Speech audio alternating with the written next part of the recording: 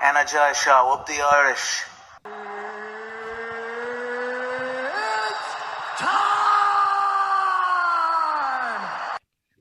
Okay, what's going on, guys? And welcome to a brand new episode of Energized, brought to you by Forged Irish Stout. Ross, are you intoxicated or something? How are you keeping, bud? Bud, I am flying. I was absolutely buzzing for this week's episode of The Ultimate Fighter, and it couldn't have went any better. It really couldn't have went any better. Brad Katona moves over to Team McGregor, picks up the W. He's in the final. I can't wait for the TUF finale now. That's what we were looking for. We were looking for either him or Lee to get to the final, and now we've got it. And what a fight as well. It was incredible, Basmo. Yeah, Ross, it has to be the fight of the season so far. And also, like, watching Brad as well, compared to the last time he was in the UFC, he's evolved. You can see it. He's a different fighter, Ross. Yeah, absolutely. He sort of has it all now. He can grapple, he can strike. Now, I'm not saying he didn't have it all before, but he's really improving. He was sitting down on his shots a lot more. I think him and Roddy had a bit of back and forth after the fight, and he was like, you weren't just touching up at the left. And he was like, yeah, that left came all the way from Dublin. And I was like, oh, fair play to him. But like, he did catch him with some lovely counter left hooks throughout the fight. He seemed to be happier and more comfortable on Team McGregor. Although I think he appreciated his time on Team Chandler as well. I think he seems to be a humble guy, but I think we saw a much better version of Brad Katona under the coaches that he had. And it was interesting that obviously Brad had come from Brave. He was the bantamweight champion there. And as McGregor alluded to, he'd fought that style before, so it wasn't something he was new to. And I feel like a lot of people, when they fight the Dagestanis, they're not used to that style. But Brad had been there, done that, and won a belt in a different organisation. And now he's come on leaps and bounds as well. Yeah, that Crumlin Boxing Club training is definitely paying off for us, if you ask me. Yeah, I actually think he was doing a bit of training with Stephen O'Rourke as well. So like those boxing lessons are paying off all over the place. I think there's a few gyms involved with SPG now with boxing. I think Packy Collins, Celtic Warriors, and then obviously Phil Sutcliffe in Crumlin Boxing. So there's a few gyms knocking around for SPG, which is great to see because they're getting different looks.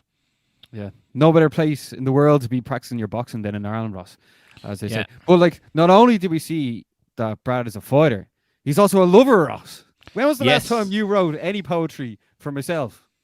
Man, I don't think I've ever written anything like it, but I suppose it was very interesting to see. Like, obviously that was his coping mechanism when he's there. He's away from his friends and family, and it'll probably be something he can look back on in years. Like, oh, when I was in TUF, like, these are my daily thoughts and his daily affirmations. And seeing Katie Saul well up when Brad was giving her reading out the extracts from his diary was pretty cool. But it was really heartwarming. Like you could feel the emotion pouring into it. And when he was saying, he sort of longs to be out of the fight game, but also the thrill of the fight game excites him. You know what I mean? It was great to really like almost look under the hood and get that insight into Brad Katona's mindset. I love it! Man, he's a lover and a fighter. And he will be in the finale of The Ultimate Fighter, Ross. That's one thing that we were hoping for going into this season. As you said, Team McGregor in the finale. And he's going to be taking on either Cody Gibson or Rico. Yeah, another McGregor, Team McGregor. Yeah, Team McGregor having two finalists would be pretty epic, and I think they will as well. But I just want to give one final touch on Brad Katona. Obviously, he has the opportunity to become the first ever Ultimate Fighter champ. No one's ever done that before.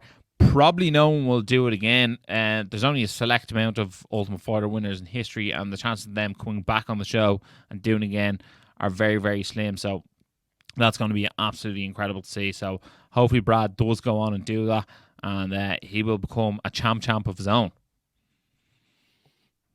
I think he's going to do it, Ross. No matter who he faces out of the two lads in the finale, I think he has it. He looks. I think he's in his prime right now. Yeah, absolutely. He has it all.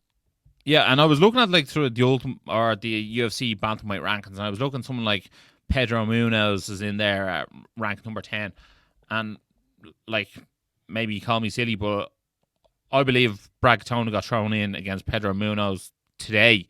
It'd be very competitive, and I wouldn't be shocked at all if Brad Katona went out there and won. I think he is already top 15 level. I think Timur Valiev is a top-notch fighter. I think he could be top 15 level as well. And I think that win was a massive win for Brad Katona. I think that win shows the level Brad Katona is at. Yeah, sure. He's a world champion in another organization, and he's about to become the champ of the Ultimate Fighter. He's going to go down in history in the Ultimate Fighter as well. So, but Ross, next week. Well, I mean, by the way, that fight was like the fight of the season. But like Dana said that next week's fight is actually the fight of the season. So I'm looking forward to seeing that as well. What are you looking forward to seeing more? Jason Knight, who's fighting again? Kurt Holloway. Jason Knight against Kurt Holloway, or are you looking forward to seeing Conor versus Chandler in the ice baths? Oh, I think I'm looking forward to Jason Knight versus Kurt Holloway. The way they sort of built the fight up in like, this fight has been years in the making. You know what I mean? What is it? Mississippi versus Louisiana. You know what I mean? Like, it's almost like a, I don't know if it's offensive to say, but like a battle of the hillbillies or something. You know what I mean? Like that's or the rednecks, I should probably say. Battle of the rednecks. I was like, this is a fight I'm dying to see. Both guys absolutely come to scrap. Obviously we got the clip of the ice bath, and McGregor got the question right. I think the question was, who was Brock Lesnar's first ever opponent in the UFC? Do you know who it was, Baz? Was it opponent or first ever win? Well, same. It's not. Was it win? No, it was win, I think. No, first opponent was Frank Mir, and he lost. Oh yeah. And who was his first win?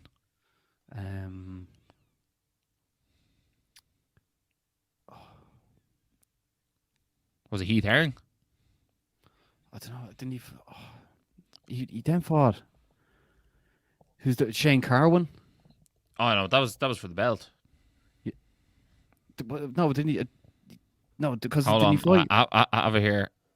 Brock Lesnar fought a UFC 87 Heath Herring. First win. Yeah, first win. Okay, yeah. No, because I knew he fought. And then he fought for the belt and won it against Randy Couture. Yeah, he fought Randy Couture. Yeah. Okay, so he beat Randy Couture, then fought Shane Carwin. Okay, I knew. Yeah. Like that. Okay, yeah. He actually fought Frank Mir again at UFC 100 and then fought Shane Carwin. Yeah, and then he beat Frank Mir. Yeah, but basically, that wasn't the question, Ross. That wasn't the question. Trying to catch you out here. Who was his first ever fight in the UFC? You know, it's one of those ones where if it's put in the spot, or what's called, you get it right, and then when you're reading about it, you start doubting yourself. But again, like we're talking what UFC 87 or something. You know what I mean? Like it's years ago, or UFC 81 for the Frank Mir fight. Like what are we on now? UFC 291. I remember actually tuning in to UFC 100 to see Brock Lesnar fight. That was like sort of like that was a lot of people sort of defining. Yeah, that was my real like, because it was very hard to access over here as well. So I just remember somehow getting that. That must have been on some sort of TV handy enough for us. Was that on before or after the first ever Ultimate Fighter? That was after. It's after. Yeah. Okay. Yeah. So UFC 100 had Dan Henderson knocking out Bisping with the follow up haymaker. GSP was on the card against Thiago Alves, and then obviously it was headlined by Frank Mir and Brock Lesnar. I think that was one of the first cards that I remember watching from like absolute start to finish. I watched every single fight on the card. I'd seen like loads of fights beforehand, but not the entire card from start to finish. This is number one bullshit. Absolute spoofer, Ross. UFC 100, Saturday the 11th of July 2009. Yeah, what a card. It was fairly epic, not gonna lie. Hasn't been another one like it, I don't think, since. I think that card has like sort of mystical powers. I know 200 was, they had the yellow canvas there, which I think they were calling gold, but UFC 100 I think is one of the pinnacles of the sport, to be honest. Jim Miller fought UFC 100 and 200 and is now looking to fight UFC 300. Who else could do that, Ross? Who else could do that? No one. Brock Lesnar, man. Man, Brock Lesnar's not coming back. Way out. What do you mean? Well, you want to see him back, do you? Man, if he's watching this year's The Ultimate Fighter, he's probably like, here, I'm getting back in there. Actually, you know what? Now that WME owns WWE and UFC, it's probably a better chance that happened than ever. Yeah. So what are we saying? UFC 300, Jim Miller versus Brock Lesnar. Well, Brock Lesnar better start bulking, bud. Man, what a tangent that went on anyway. Oh, I know, man. It's because you're trying to show me off. It's because you... Hold on. Who do you think is going to fight in the finale? Jason Knight or Kerr Holloway? I think it's going to be Jason Knight. I'm honest. Yeah, me too. Hopefully. Season 1 of The Ultimate Fighter was when? 2004? 2005. 5. Oh, I knew it was one or the other. Very close. It was the beginning of 2005. Okay, so that so was it's probably recorded in 2004. episode 1, 17th of January 2005. Yeah, so I was recorded in 2004. Yeah. Right, so... Down there for dancing, but down and there then for when was 200? 2009? No, that was UFC 100, no? Oh, UFC 100, yeah. So there was 4 or 5 years. I remember The Ultimate Fighter, that finale, Bonner Griffin. Griffin. Yeah, but I think Yeah, everyone remember remembers that. Everyone remembers that. And then I remember sort of the Brock Lesnar. Like in between that was very like nothing. Not like I don't remember much. And then I remember Conor first appearing, and you're like, "There's an Irish chap fighting in Sweden tonight in the UFC." I was like, "What?" Who did he fight on that day, Basmo? Quick. Marcus Brimage. Correct.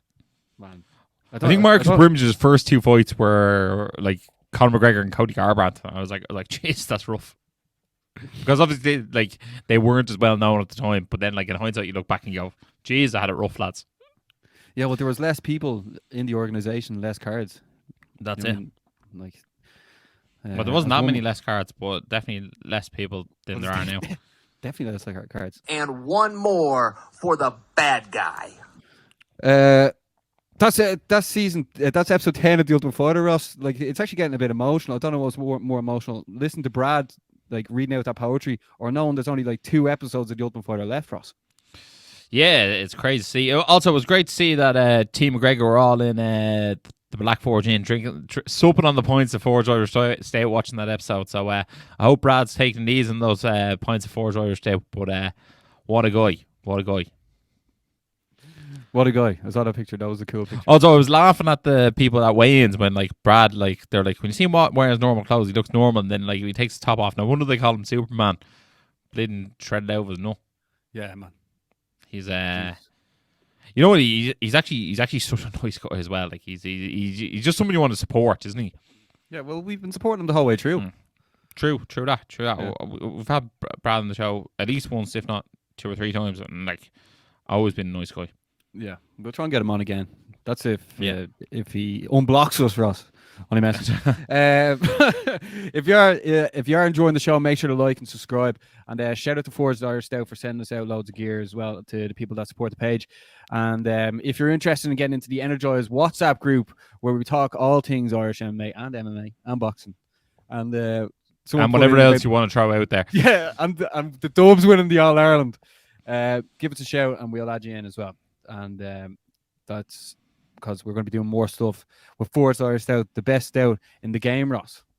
You better believe it, bud. You better believe it. Right, we're going to just move on to UFC 291 over the weekend because, Ross, you went with the hipster's choice of Justin Gaethje winning. And Justin Gaethje won, man. How does it feel to be the ultimate hipster? I'm surprised you don't have 2 earrings in and smoking a cigarette. Man, when you're Where's the good, shirt? when you're good, you're good. But when you're great, they call you Ross. You know? It's tough at the top, bud. Tough at the top. Someday you'll get there. Someday you'll get Intoxicated there. or something? Yeah, man. Man, I ordered extra Forge Irish Stout off the lads because I was like, give me Barry's share. He owes it to me now. He owes it to me. I owe you, yeah. Okay, Justin Gaethje got the win, man. Yeah, great head kick as well. Like, absolutely flatlined him. God, man. I actually can't believe that. We put a poll out after asking who would you like to see Justin Gaethje fight next? Either the winner of Islam Makhachev versus Charles Oliveira, or the winner of Conor McGregor versus Michael Chandler. And the majority of people voted for the winner of McGregor versus Chandler. No, the winner of Islam Makhachev versus Charles Oliveira. Ross, you know what that means? Man? Only hardcores in our DMs. You know what I mean? They feel like Justin deserves that title shot. And you know what? When he beat Fiziev, like, that was a fight of the year contender over in London. Like, that was an unbelievable scrap. And I think this time, that's probably Justin Gaethje's cleanest win in the UFC in a very long time. That was clinical as well. I had him win the first round as well. So, like, shout out to Justin Gaethje. What a performance. He's earned it, really, to be honest. He's tidied up his game a bit. I feel like we saw the start they got against Filiev. Obviously, there were still wild exchanges in there too. But I feel like he's getting hit that bit less, and he's still landing his big shots. And that's what we saw against Poirier. And that's what hopefully we continue to see.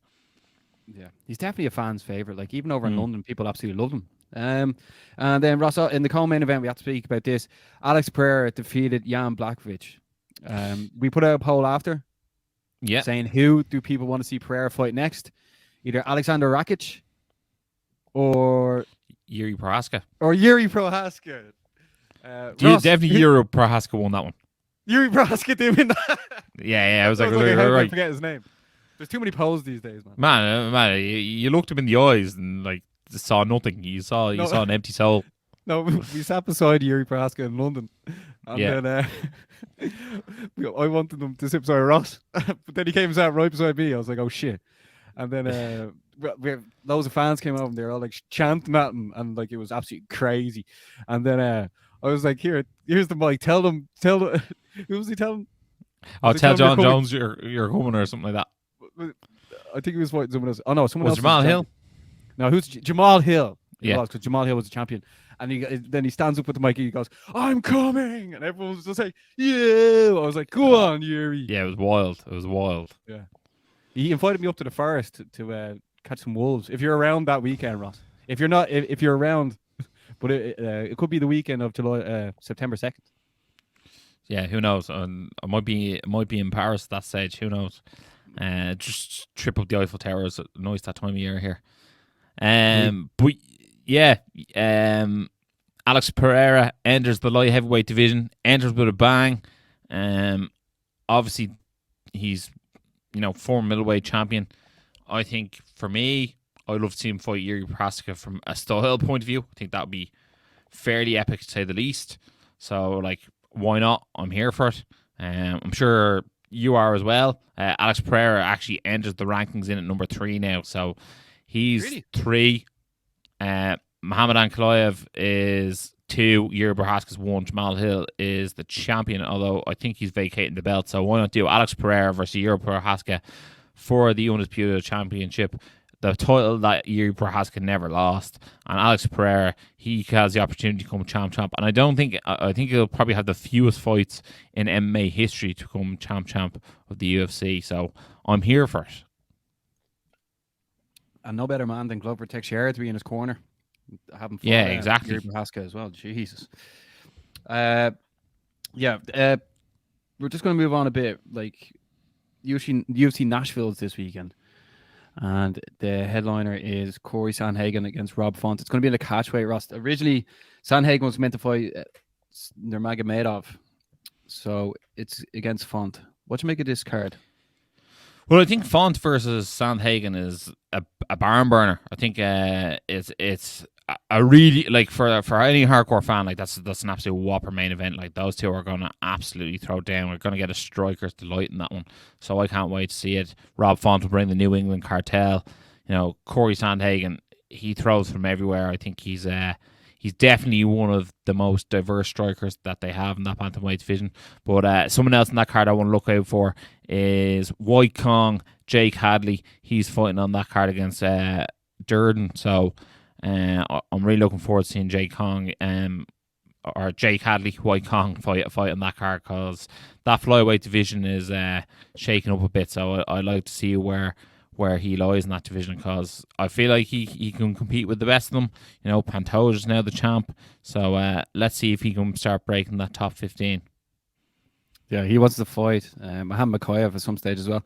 Also, one to watch out for is Jessica Andrade against Tatiana Suarez. Tatiana is back and 10-0 undefeated. That's one to watch out for. Ross, we can't talk anymore about MMA without looking at Cage Warriors Roma over the weekend. I know there were some big fights on the card, but the main event, Hack versus Martigoni, was one of the best flyweight fights I've seen in a long, long time. Yeah, it was definitely a Cage Warriors contender for fight of the year. Both guys really brought it. Martignoni was like, I feel like he was the more aggressive of the two, but I felt Hack had like great counter boxing. It was a real delight to watch. It sort of went everywhere. Obviously, majority of it played out in the feet, and it was just, you know, you're on the edge of your seat basically the entire fight. Like I really were. I was at one stage, I was like, Martignoni looks like he's going in for the kill, and then like Hack would hit him with a counter, and then Martignoni looked a bit shaky on his legs, and especially the way, Hack, I thought, won the early rounds, and then Martignoni came back, and then Hack came back again.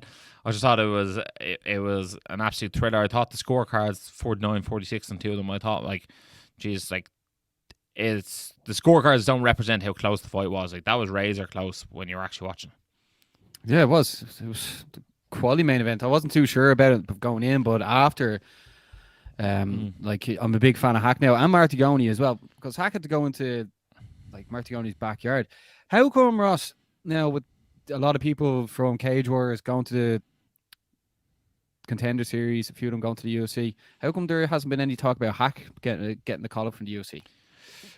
I just don't think he's probably not as vocal as some of the other guys. Now, it could be just we're not from the UK, but I don't see the UK fan base rallying behind him the way they have rallied behind other fighters. And I don't see him vindicating for the shot as much as some of the others do.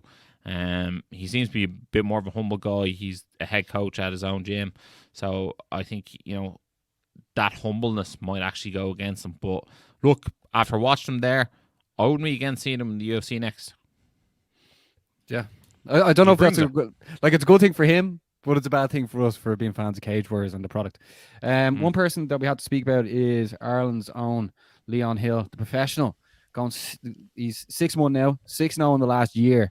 Got another first round finish against Greenland, who previously had like one of the biggest knockout victories over the one and only Adam Cullen. Ross, what do you make of Leon Hill at the moment? Team KF's very own. Yeah, I thought it was a very well polished performance. I thought he was in total control of the fight. I think he looked good in the early on exchanges, and then the finish he really took it well.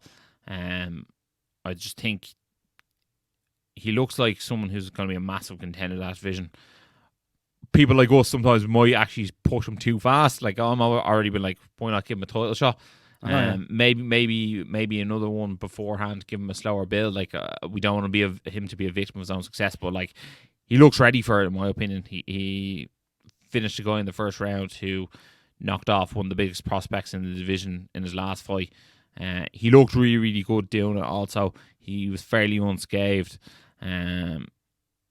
Yeah, I was very impressed with him. He got out there without a scratch on him and picked up another big scalp. So look, I think Leon Hill has a really bright future, and I think that lightweight title isn't too far away, especially with the likes of George Hardwick now.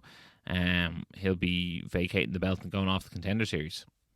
Yeah. With Mason Jones getting the win over the weekend as well in the lightweight division, I think Mason Jones is going to fight for the lightweight title next, and I can't really see them matching Mason against Leon Hill just yet. No, I think obviously Mason will have a massive experience advantage, so maybe seeing him re-enter the fray. I think Chris Fields actually said Mason Jones versus Paul Hughes for Cage Warriors Dublin for the lightweight title. I was like, Jesus, that sounds very exciting. Now, obviously, we want Paul Hughes to go to the UFC, but if that's not a goer, I'm not against seeing Paul Hughes fight for the lightweight title and trying to come champ. But hopefully, we see Paul Hughes in Paris. That's where everyone wants to see him. Well, yeah, make sure to stay tuned because there is big things are coming.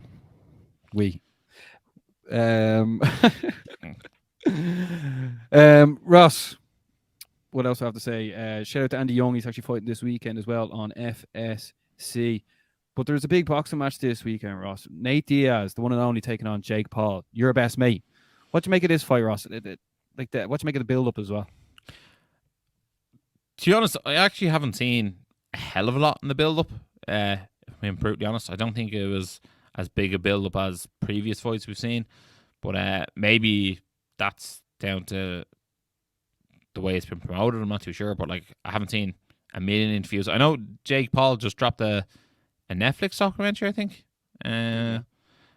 So I might watch that this evening and see what that cracks about. But look, I think it's actually a fair fight at this stage. I think Jake Paul has proved so many people wrong.